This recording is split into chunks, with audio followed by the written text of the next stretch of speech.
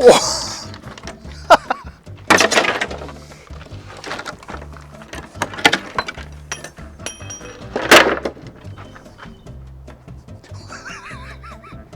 Well, that's not how I went for that intro to go. Well, I guess we're here now. I'm way stronger than I thought, especially with one gimp leg right now. Or the fence is giving up the ghost. Might be a little bit of both. So, yeah. Let's make it pretty.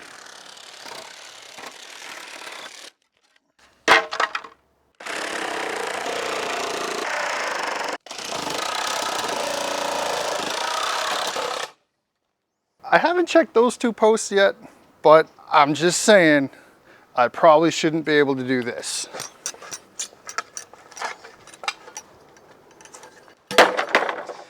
I did not loosen that beforehand. Let's try another. Oh, this one's in the ground. This one's in a spike. Let's try it.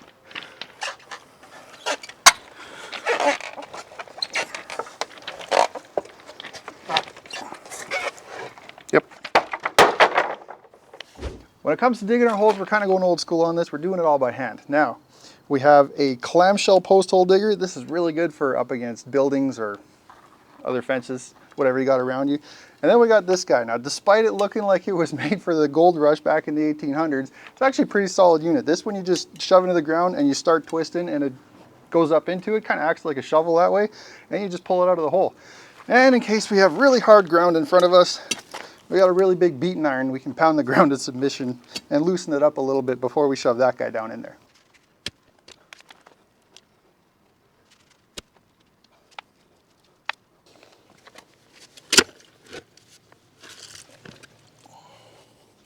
Now it's posty time. So the easiest place to start for dropping posts is in a corner. It doesn't matter if it's a corner where you're going to 90 and run up the yard or a corner by a gate. Corner's a corner.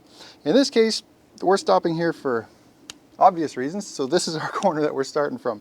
Now, I know my neighbor's fence is straight. This one's been surveyed out, marked out, and dropped nice and square. And we built the shed to be square with his fence. So I know the shed is square to that. So what we did was we came out about 2 feet from the shed, from the trim, and we dropped our first post hole. Now, while we were digging, we managed to find a post from fences past that was never pulled out of the ground for whatever reason, but we're just going to use it to mark the center of the hole. Now, if that wasn't there, I would have just pounded a stake into the ground to do the same thing. Pulling a string across the entire length where I need the fence to be and squaring it up with the shed, we can mark our opposite hole. And Slade was bound and determined to make sure nothing was going to come out of that hole to get us, so good boy on him. Then we can use our old 1800 prospecting tool here to dig some more dirt out of the ground so we can drop in another post.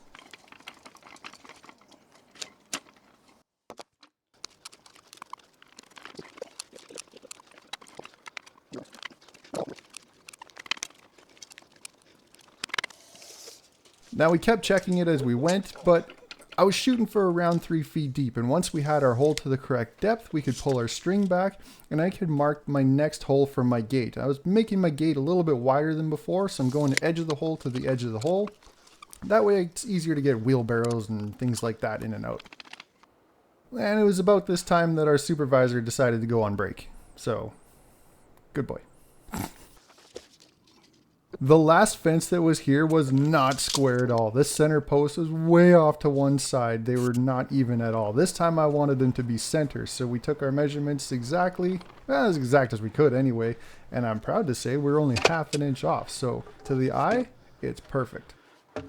After dropping my 4x4 posts into the hole, I can move my string line. Now, I'm just moving it forward a couple of inches, and this is going to set the depth of my posts. I want the post to just ever so slightly kiss the string line along the bottom. And once it's level, you can kind of slide the post forward or backward. Then we're going to put some of the dirt that we pulled out of the hole back in and tamp it with a Canadian tamping stick. Laugh all you want, but it works. It's just a hockey stick with the blade cut off, but it fits down in there. Now, as you can see, you slide the bottom forward, level the post up so it just touches the string, and then backfill in the dirt. At least a little bit of it. Now this one gate post, our hole wasn't perfectly straight as we dug it down. We kind of dug at an angle obviously, and we couldn't get the bottom to slide forward enough. So after just reefing on it a few times, I made my own room and it eventually came back into spec, and all of the posts are perfectly in alignment at this point. Now that all the posts are level and standing into place, we can kind of set them permanently. Now there's a few different ways you can do this. There's foam, I think you can get now. There's rock. You can use wet concrete that you pre-mix and dump into the hole, but we're going to use this stuff here. This is a post setting specific concrete. And it's kind of neat because you literally just dump it in the hole dry and then just add water on top. According to the instructions, you wait a couple hours and bang old presto, it's good. So works for me.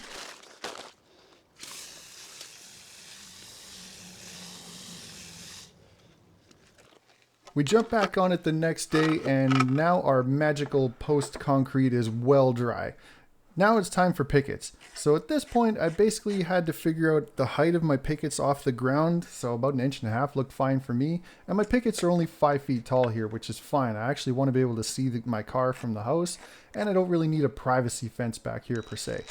So once I had the height of my pickets figured out, I had the height of my top cap figured out, we could transfer these measurements to the rest of the post. Now I'm just going to use a string and a line level here to make this super easy and repeatable. And that'll just give me the height that I need to give everything the old choppity chop at.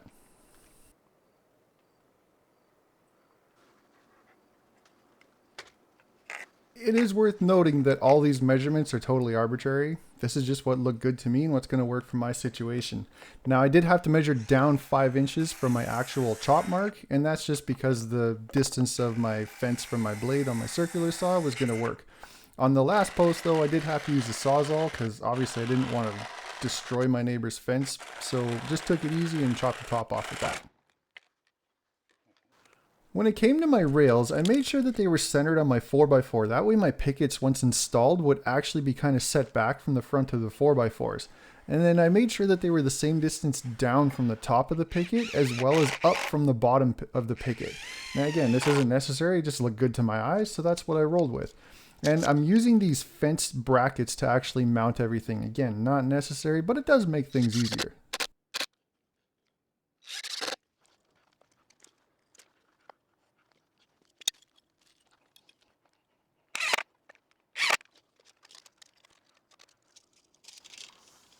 Once I had my brackets all installed, now I could actually cut my rails out. Now I'm measuring from the inside of each bracket, and I want a snug fit but not a tight fit. I don't want it to be loose, but I also don't want it to push the posts apart either because it's too tight.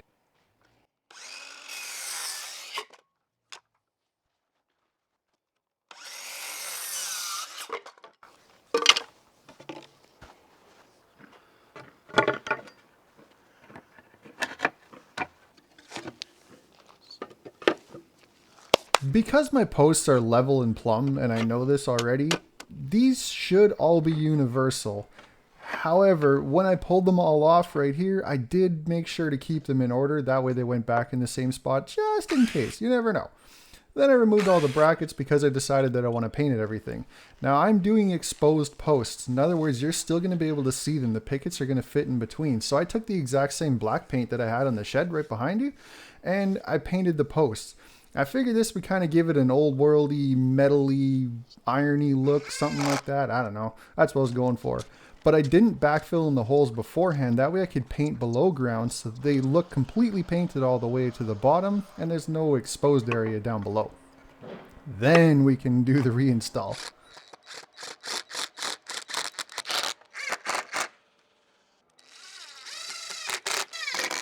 When it came to my pickets, I wanted to make sure I had a fairly decent fill, but a little bit of a gap in between them. I wanted to be able to see through them. So I laid out enough that I would have fill, but space. You know, that. Now with that figured out, I marked center of my rail and center on the middle picket.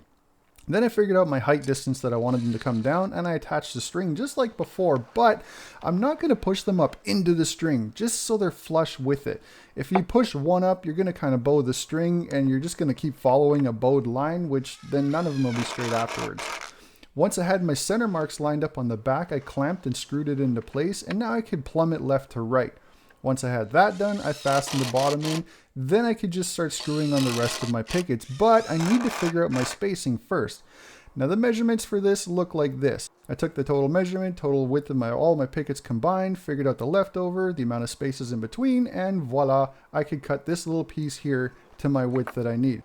This gap between my pickets, however, wait a minute, pull off that tag or the internet will get mad at me.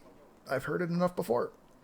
Anywho's, the gap between my pickets on this section of fence and the section of the fence to the right, as well as the gate, as well as the section between the garage and the post are all going to be slightly different. Now the reason is just so they look correct to the eye. Remember, my posts are not even left to right, they are slightly off. So this way the gaps remain consistent between posts and not the entire fence all the way across, because that would look a little off to the eye. With the exception of the gate, that one I did tighten up quite a bit.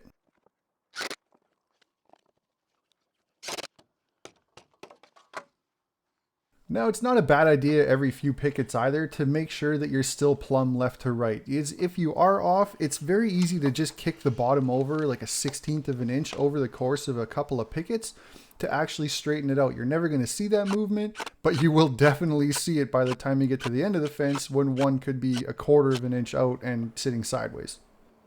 Now this little section here between the garage, I literally just cut it for a snug fit and made a tiny little box and just sort of filled it all in with the same spacing that was good for this area. The last picket I did have to rip down, but it's not a big deal. You just put it on the garage farthest away from the gate. Now when it comes to the gate, I picked up this gate kit. It is fantastic. I've used it before. It makes a really good sag resistant gate and super strong, and it's very easy to adjust to the size, height, width, everything that you need specifically. It comes with all the brackets and everything that you need in the box. It's super easy. Just take some measurements and get to building.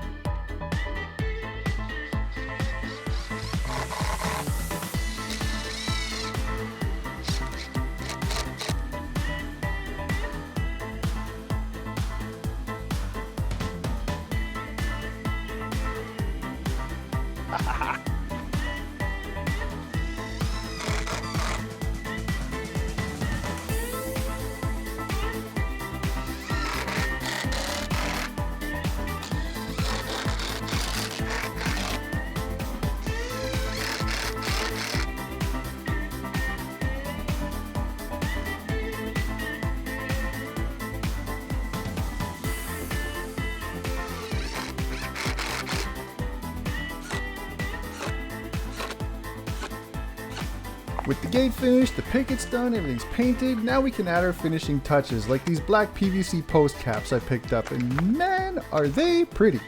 I also got a really heavy duty gate latch, that way I don't have to worry about this thing slamming in the wind and breaking anything.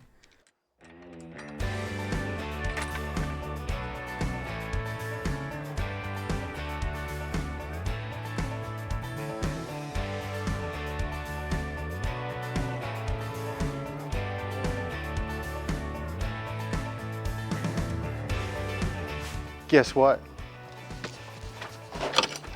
It's done. And when I close this gate, more strongly than that, that's a good ka-thunk when you close the gate. The post doesn't do this anymore. The gate doesn't drag on the ground because it's sagging so much. Turned out awesome. I'm very happy with how this looks. Now, could we have gone differently and more fancy and things like that? Absolutely. But I was really kind of shooting for like an old world, old school sort of look to it, and a picket design with exposed posts and the black. I think it all actually turned out really good. Now, do I expect you to build this exact fence? No. This was very niche to me, but there's a whole bunch of tips and tricks and little things like that that you could pick up along the way when building this fence that you could probably apply to a fence of your own. And I mean, that's why we're all here, to learn and do, right? So I hope you guys liked the video. I hope you learned something. If you guys want to build something for yourself and support the channel, check out my store, pick up some plans, maybe those patio chairs over there, have something awesome for yourself. So thanks very much for watching, you guys. Thank you for the support. I'll see you in the next one.